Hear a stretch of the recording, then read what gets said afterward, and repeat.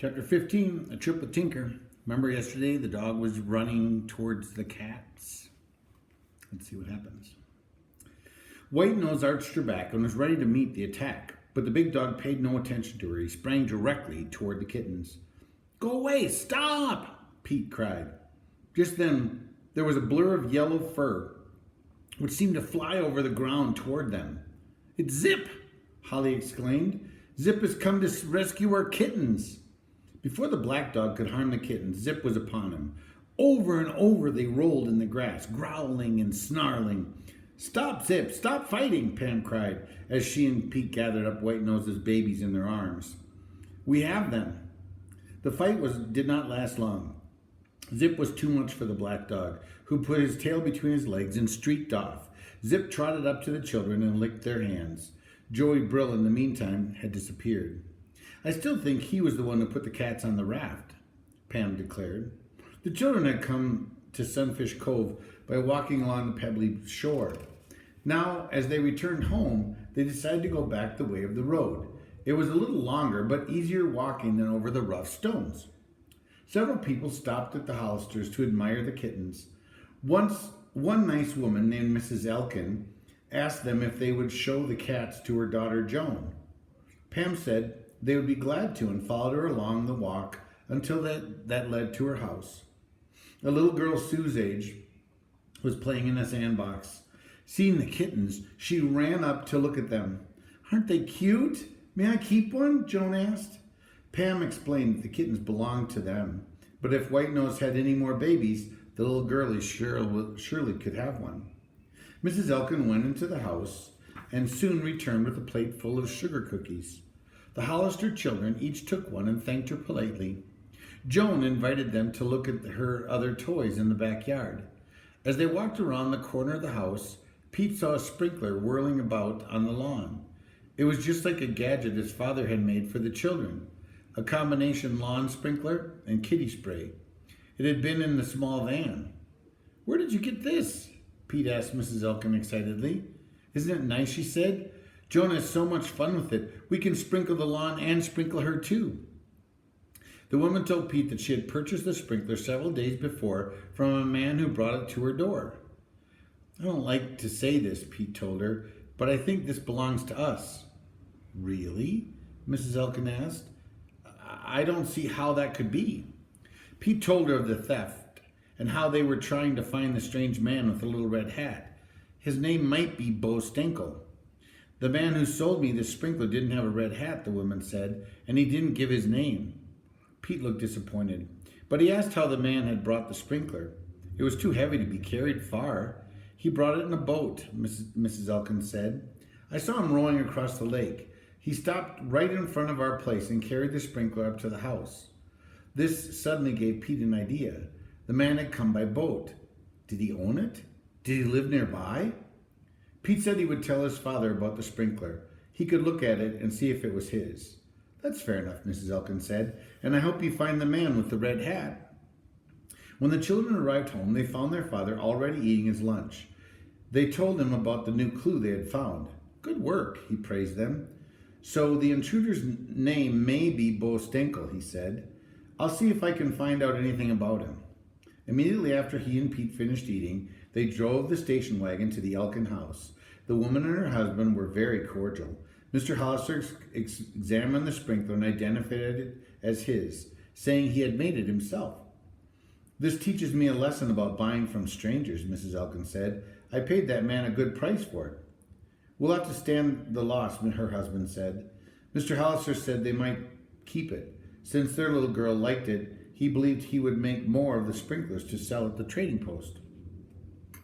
"I'm very grateful to you," Mrs. Elkin said. She smiled. "I'll stop at your store very soon to buy some hardware and toys." On the way home, Pete said he had an idea. Would his father allow Tinker to accompany him and Pam to Blackberry Island? If the thief had rowed across the lake, it was possible that he was staying on that island. "Remember the picture of our house Pam found there?" He reminded his house, his father, and the warm embers on the fire? That's right. At first, his father did not want to give permission, thinking it might be a dangerous adventure.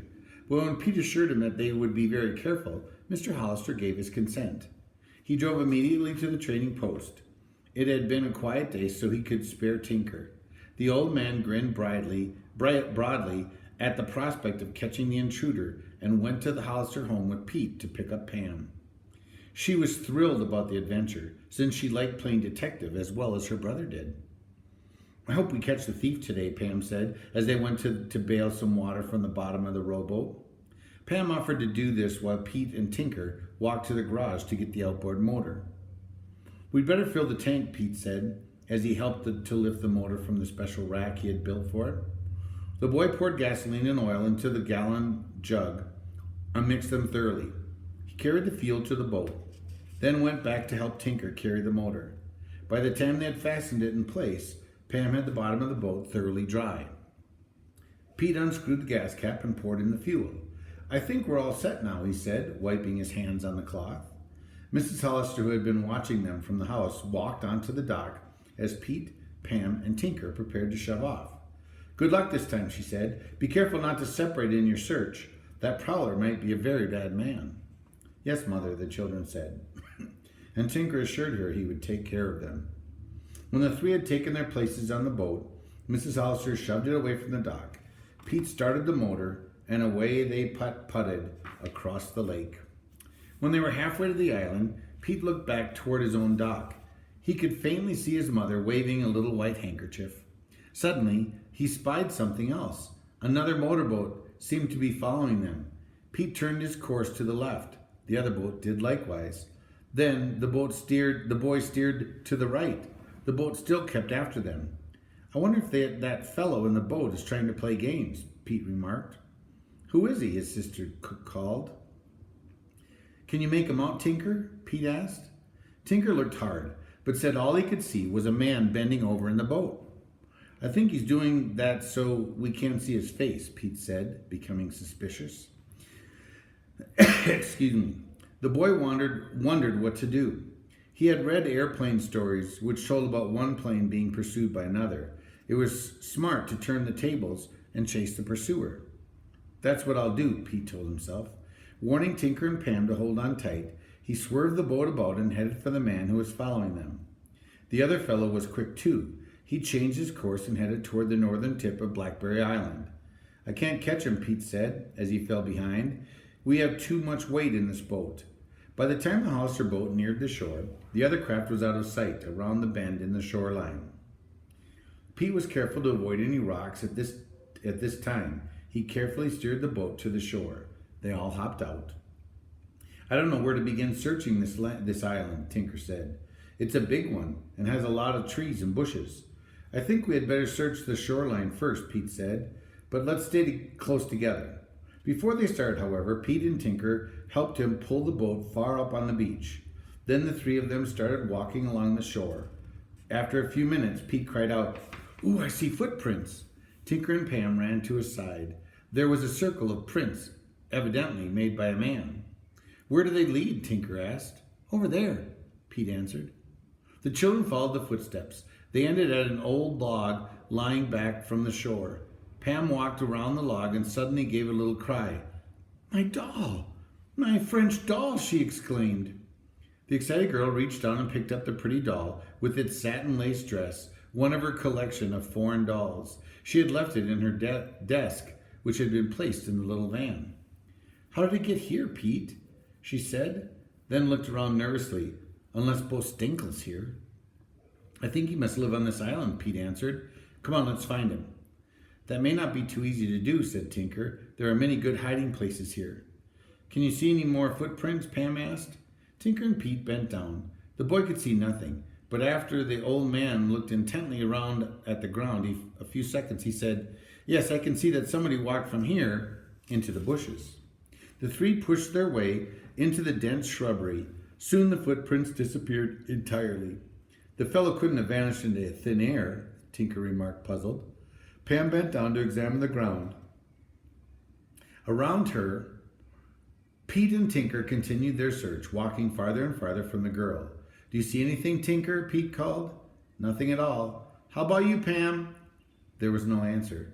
Pete looked for her. She was not in sight. "Pam, Pam, where are you?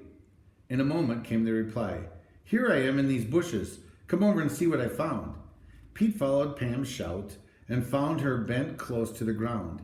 Here's a real deep footprint, she said, pointing at it, and it matches the others. There were no more nearby.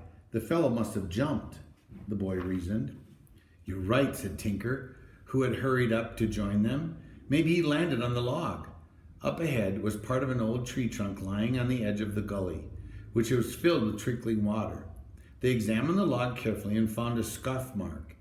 He probably jumped into the stream, Pam said, and walked along it. Now we'll never find his footprints. He's clever, whoever he is, Tinker said, scratching his head. He and the children were about to return to the shore when a bright-colored object attracted Pam's attention. Something red was snagged on a blackberry bush. They hurried up to see what it was.